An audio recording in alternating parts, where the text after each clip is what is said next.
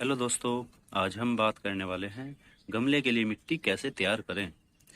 इसमें मैं आपको बताऊंगा कि जो गमले के लिए मिट्टी तैयार करनी है वो कैसे तैयार करनी है और उसमें कौन कौन सी चीज़ें हमको मिलानी ज़रूरी होती है। तो इसके लिए मैं आपको प्रैक्टिकली आपके सामने इसको करके दिखाऊंगा। तो नमस्कार दोस्तों, मेरा नाम है दीपक और आप देख रहे हैं अपना YouTube channel DK nature and plants. तो दोस्तों, आज का जो हमारा टॉपिक है वो है सॉइल प्रिपरेशन, मतलब गार्डन के लिए जो हमें मिट्टी बनानी है, पोरस मिट्टी बनानी है, वो कैसे बनानी है जिससे कि हमारे जो गमले हैं उसमें जो वाटर का ड्रेनेज सिस्टम रहता है वो अच्छा बना रहे। क्योंकि होता क्या है कि जब बिगिनर्स गार्डनिंग के लिए आगे आते हैं या जो कोई भी न्यू पर्सन गार्डनिंग करना चाहता है तो उसके लिए सबसे पहले जो चैलेंज होता है वो होता है गार्डन के लिए मिट्टी कैसे तैयार करें। क्योंकि अगर गार्डन की सॉइल न्यूट्रिशन रिच नहीं है या मिट्टी का जो ड्रेनेज सिस्टम है वो अच्छा नहीं है तो आपको गार्डनिंग में अच्छे रिजल्ट मिलने वाले नहीं हैं। ये वीडियो स्पेशली उन्हीं गार्डनर्स के लिए है जो गार्डनिंग में बिगिनर हैं या गार्डनिंग शुरू करना चाहते हैं। तो चलो दोस्तों, आज का टॉपिक शुरू करते हैं। और दोस्तों, वीडियो अच्छी लगे तो वीडियो को लाइक और चैनल को सब्सक्राइब जरूर करें। तो फ्रेंड्स, मैं इस वीडियो में जिस तरह से आपको मिट्टी तैयार करना बताऊंगा उसमें बहुत कम या ना के बराबर लगने वाली जो हमारी कॉस्ट होती है मैं तुम्हें उससे बताऊंगा। मिट्टी तैयार करने के लिए जो फ्रेंड जरूरी मटेरियल होता है सबसे पहले उसके बारे में मैं आपको बताऊंगा। और इसमें हमारा जो पहला इंग्रेडिएंट है वो है हमारी सॉइल। ये आपके एरिया के अनुसार आप सिलेक्ट कर सकते हो फ्रेंड्स, क्योंकि सॉइल किसी भी एरिया में लाल, किसी भी एरिया में पीली या किसी एरिया में काली होती है। तो सॉइल किसी भी कलर की हो, सॉइल कभी बेकार नहीं होती। तो फ्रेंड्स, जो मिट्टी मैं यूज़ कर रहा हूँ वो नॉर्मल खेत की मिट्टी है और इसी मिट्टी से मैं आपको बताऊंगा कि गार्डन के लिए न्यूट्रिशन रिच मिट्टी कैसे बनानी है। खेत की मिट्टी और गार्डन की मिट्टी में क्या फ़र्क होता है वो भी मैं आपको दिखाता हूँ। ये जो मेरे आगे मिट्टी है ये खेत की मिट्टी है और ये वाले मेरे गार्डन की मिट्टी है। तो इन दोनों में जो फ़र्क मैं आपको बताने वाला हूँ वो इन दोनों मिट्टी में ये है कि जो खेत की मिट्टी है वो अगर हम ऐसे हाथ में लेकर इसको ऐसे दबाते हैं तो ये क्ले टाइप ऐसे आपस में चिपक जाती है। और अगर आप गार्डन में खाली इसी मिट्टी का यूज़ करोगे तो इस मिट्टी से पानी को नीचे जाने में बहुत अधिक समय लगेगा और प्लांट जो एरेशन होता है वो भी, उसमें भी दिक्कत आएगी और जो प्लांट्स की जो रूट्स होती हैं उनमें भी ऑक्सीजन की कमी हो जाएगी। दूसरी ओर यदि मैं आपको अपने गार्डन की मिट्टी या ये तैयार मिट्टी दिखाता हूँ तो अगर मैं इस मिट्टी को हाथ से ऐसे दबाता हूँ तो ये आपस में चिपकेगी नहीं और हाथ लगाने पर ऐसे भुरभुरी होकर नीचे गिर जाएगी। फ्रेंड्स, ये बात हुई सोइल की। अब दूसरा मटेरियल है हमारा कंपोस्ट, गोबर की खाद। ये जैसे हमें जीने के लिए पानी और खाना चाहिए ऐसे ही प्लांट्स को भी हेल्दी रहने के लिए खाने की और पानी की जरूरत होती है। पौधे को हम कई तरह से खाना या न्यूट्रिशन दे सकते हैं। इसमें पहले नंबर पर है कंपोस्ट, गोबर की खाद। फ्रेंड्स, जो ये गोबर की खाद है ये आप किसी भी पशु के गोबर की ले सकते हो, चाहे वो गाय हो या भैंस हो। और अगर हम अदर तरीके से जो हम पौधे को न्यूट्रिशन देते हैं वो है हमारा ये वर्मी कंपोस्ट। वर्मी कंपोस्ट जो हमारे किसान होते हैं या हमारे किसान के मित्र होते हैं वो होते हैं अर्थवॉर्म, यानी कि केचुए। ये खाद हम उन्हीं से प्रोसेस करके बनाई जाती है या उन्हीं के द्वारा तैयार की जाती है। अब न्यूट्रिशन की बात तो हो गई और मिट्टी की बात भी हो गई। अब अगला जो मटेरियल है वो है रेत, यानी कि सैंड। रेत मिलाने से मिट्टी काफ़ी भुरभुरी हो जाती है। ये वही रेत है जो कंस्ट्रक्शन में या जो नदियों में पाया जाता है। और हमारा जो अगला मटेरियल है वो है हमारा कोकोपीट। ये भी मिट्टी को पोरस बनाने में बहुत यूज किया जाता है। और अगला है हमारा चावल की भूसी यानी कि राइस हस्क। अब मिट्टी में यदि दीमक, फंगस की समस्या आए तो उसको कैसे दूर करें, इसके लिए भी फ्रेंड्स मैं आपको सस्ते मटेरियल के बारे में बताऊंगा। इसमें जो हमारा पहला मटेरियल है वो है हमारा राख। जो लकड़ी, कंडे या आपके यहाँ जो भी कुछ बोलते हो उपले, ये उसको जलाकर जो राख बचती है ये वही राख होती है। और दूसरा मटेरियल है नीम की खली। ये देखिए, ये जो हम प्लांट्स के ऊपर कीट पतंगे से छुटकारा पाने के लिए नीम ऑयल का स्प्रे करते हैं, तो जो नीम ऑयल होता है वो नीम के पेड़ पर जो हमारे नीम का जो फल लगता है उसको प्रोसेस करके ऑयल निकाला जाता है। और जो ऑयल निकलने के बाद वेस्टेज रह जाता है, ये नीम खली हम उसी को बोलते हैं, या नीम का जो वेस्टेज जो ये है इसी को नीम की खली बोला जाता है। तो फ्रेंड्स, इन सभी चीज़ों को मिलाकर हम एक हेल्दी और पोरस मिट्टी तैयार करते हैं। इन सबको मिलाने का क्या रेशियो रखना है, कितना रेशियो रखना है, वो सब मैं आपको इस वीडियो में बताऊंगा। तो जो सोइल हम अब बनाने वाले हैं उसमें हम 5 मेथड से हम जो सोइल है उसको तैयार करेंगे। जिसमें हमारा पहला मेथड है 50% सोइल, 30% है हमारा कंपोस्ट और 20% है हमारा रेत। यदि आपको इस कैलकुलेशन से अंदाज़ा ना लगे तो आप इस मेथड से भी सोइल को कैलकुलेट कर सकते हैं।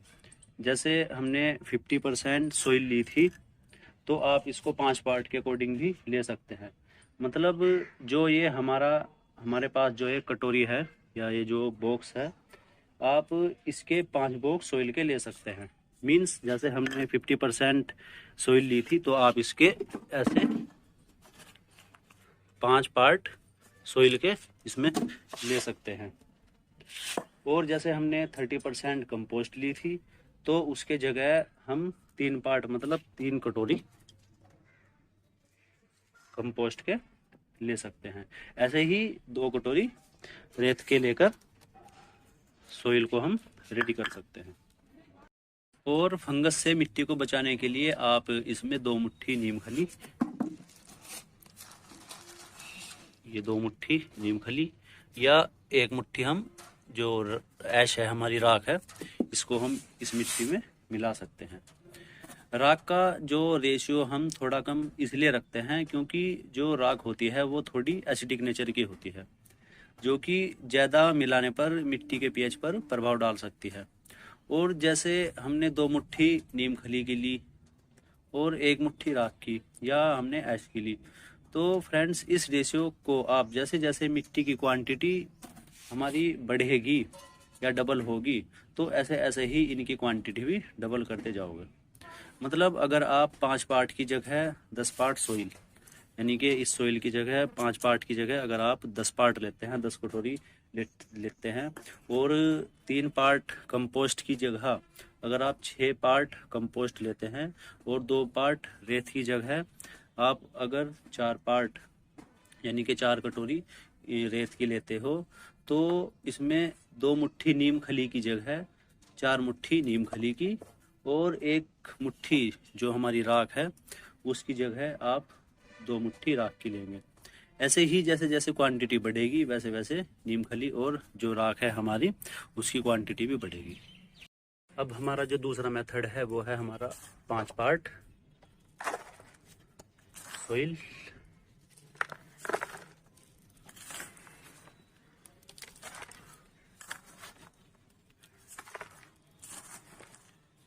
ये हो गए हमारे 5 पार्ट सोइल के, और 3 पार्ट रहता है हमारा कंपोस्ट,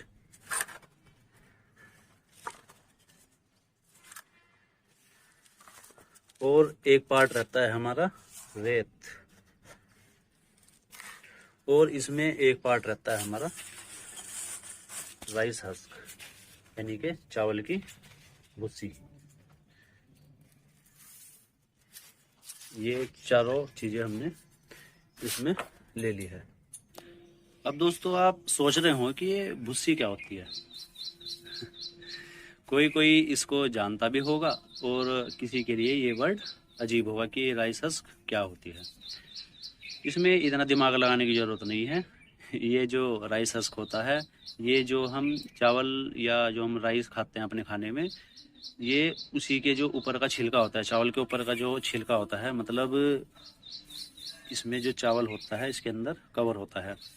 तो जब प्रोसेस करके चावल को निकाला जाता है तो उसका जो ये वेस्टेज होता है चावल का, यदि कोई गांव से बिलोंग करता होगा तो वह अच्छी तरह से इसको भलीभांति जानता होगा। तो फ्रेंड्स हम इसको आपस में मिक्स कर लेंगे और ये हमारी दूसरी मेथड से तैयार। हमारा तीसरा मेथड, जिसमें हम 5 पार्ट यानी कि 50% हम सोइल के लेंगे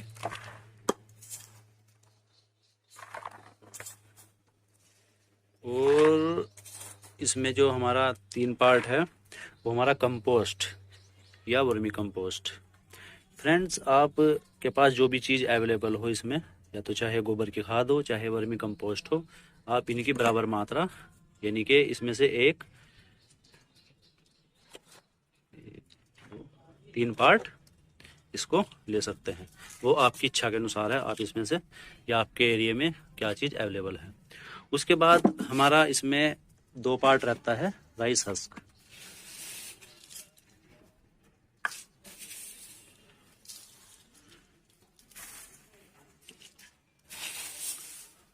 ये हमारी थर्ड मेथड से सोइल बन के तैयार है। अब आता है हमारा फोर्थ मेथड। इसमें भी हम 5 पार्ट सोइल यानी कि 50% सोइल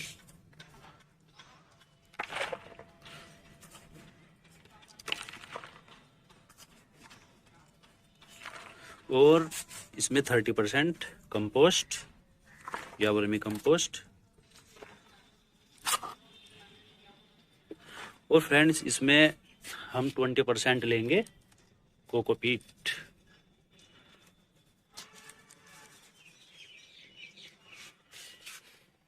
ये हमारा जो फोर्थ मेथड है, जो हमारा चौथा मेथड है, इस मेथड से सोइल बन के रेडी है। आपके मन में सवाल आया होगा कि ये कोकोपीट क्या होता है। तो दोस्तों इसमें भी इतना दिमाग लगाने की ज़रूरत नहीं है।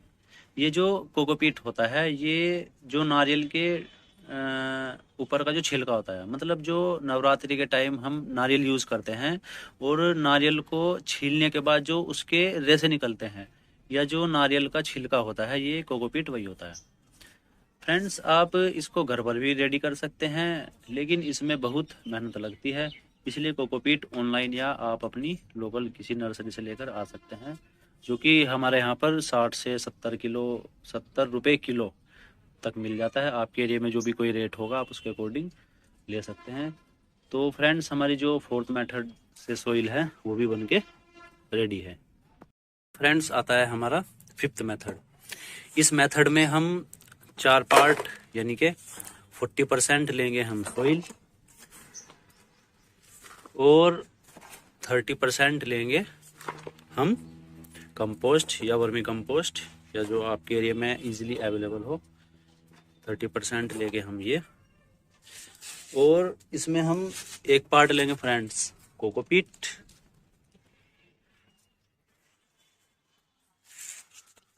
और फ्रेंड्स 1 पार्ट लेंगे हम रेत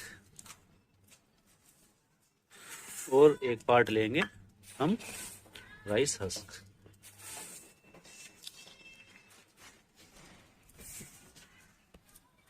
अब फ्रेंड्स हमारी 5 मेथड की जो सोइल है वो भी बन के रेडी है। आप इसको अच्छे से मिक्स कर लीजिए।